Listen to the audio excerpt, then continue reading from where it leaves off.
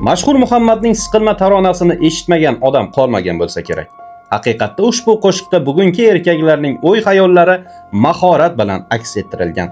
Shuning uchun u tezda ommalashib ketdi.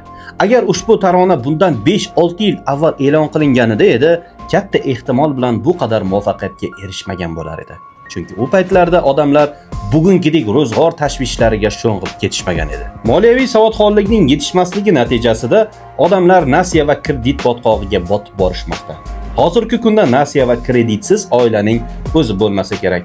Bundan tashqari bo'lar-bo'lmas o'y-xayollar, orzu-havaslar odamlarning yanada battar cho'kishiga sabab bo'lyapti. Korrupsiya, nepotizm, adolatsizlik, so'z erkinligining cheklanishi jamiyatdagi tushkunlik kayfiyatining ko'tarilib borishiga sabab bo'lyapti.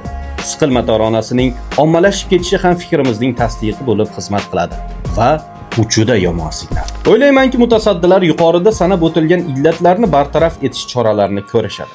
Aks holda siqilmaga o'xshagan taronalar ommalashib boraveradi. Natijada esa